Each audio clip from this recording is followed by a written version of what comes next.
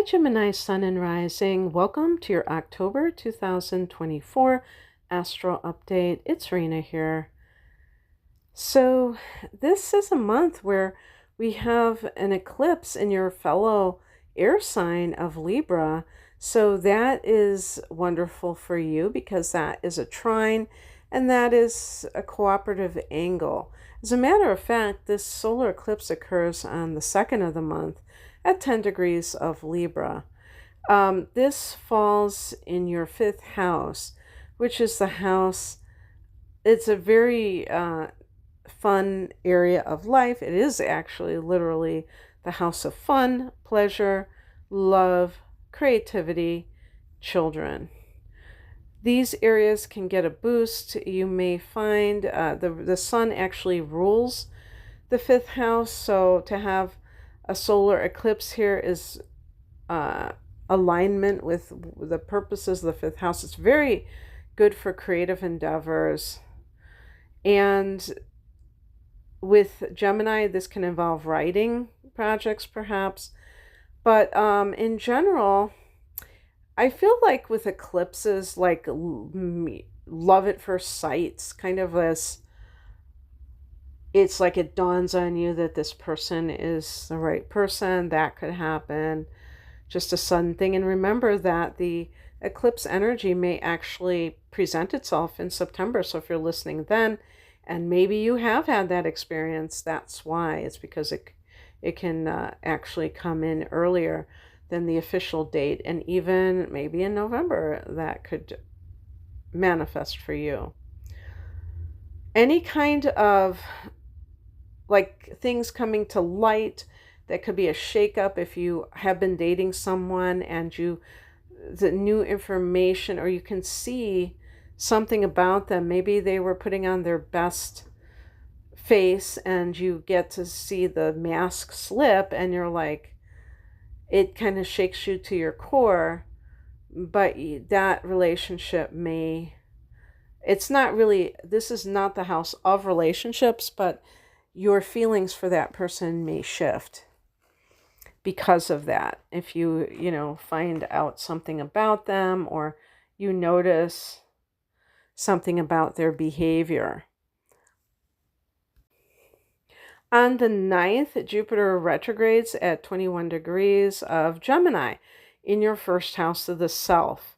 So this may be a time when you're going to start working more on your inner self, on your values, ethics, spiritual side, because you realize that it's not all about the outside. Jupiter may be blessing your life in a general way, opening things up, but by the same token, sometimes we need to do the inner work as well. Something could come back to you that you couldn't take advantage of before, and that could have a beneficial result for you. On the 11th, Pluto goes direct at 29 degrees of Capricorn. For you, this is in that 8th house, which Pluto rules in astrology. So it can be pretty intense, to say the least, when you have Pluto in its own domain. Now it is at 29 degrees of Capricorn, so it is set to leave this area and go into the 9th house in the not too distant future. So take care with that understanding. It'll be about 5 weeks before it goes back into Aquarius. This has been a time of really learning what power and healing mean to you, and how they have informed your life at this time in these years.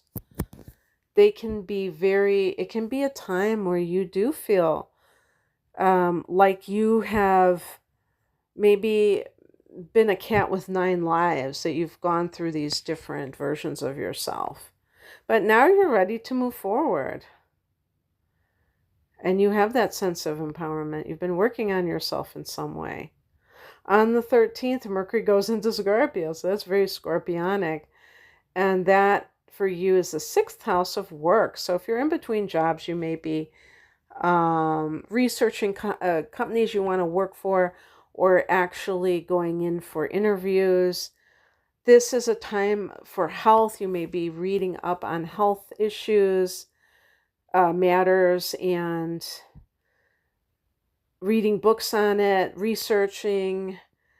There's no better kind of like sign for researching than Scorpio, because Scorpio gets obsessed with that subject matter, whatever it is, and they dive deep. They really, take it to the nth degree.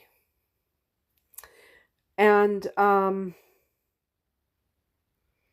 you may be, trying to really get to the bottom of things about your health. Like, not just accept the surface level type of explanation or something of that sort, but really diving deep.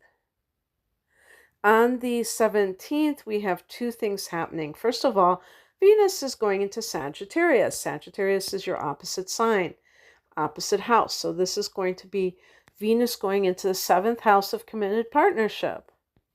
Now, as I stated, you have a solar eclipse in that 5th house. So if for some of you, that might have been a wake-up call where you realized that you love someone. And with Gemini, I could totally see the Gemini person that kind of keeps at arm's length, even if they're dating someone, and they don't necessarily want to say the L word. The L word, love, obviously, is a little bit too serious for them, intense for them, and maybe, especially since Gemini is always kind of like taking in new information, you might be even indecisive about it and say, what if this isn't the right person? So the other person may make that determination and say, oh, well, it sounds like you're really not that into me, so I'm going to see other people. And maybe the solar eclipse was them kind of exiting your life temporarily, and then you have this revelation that this is the one for you. That might be what that solar eclipse meant. And you it's almost like coming to your senses, so to speak. So Venus going into the 7th house can be that romantic feeling, that commitment. Venus rules the 7th house under the sign of Libra in astrology, so it really is connected to this area. And you may realize that you do want to be with this person, even though a part of you was skeptical. You decide to just commit fully. And also, you can have harmony with this, so that you're not feeling a sense of having to force it or anything. This could also be money from a lawsuit, perhaps, or any kind of, Mercury in the 6th house can be negotiations in the office place. So this could be arbitration and receiving some compensation even. On the same day, there's a full moon at 24 degrees of Aries. This is in your 11th house, which is the house of gains. So I certainly feel that there is a possibility for some kind of financial gain through your employer or some other type of, well, I think specifically for employees. This can be a time of realizing one of your goals that you've had for yourself. And then on the 22nd, the sun goes into Scorpio. So the sun is also going into this what I call getting down to brass tacks type of energy. Because when you have that Libra solar eclipse, multiple fun, sociable, party things may present themselves to you, and you might be enjoying the heck out of it. And then, mid-month, we have Mercury going into that 6th house, and then you start to see the parade into the 6th house. Well, Venus is in the 6th house until mid-month. All right, that's what I have for you, Gemini. I hope that this resonates.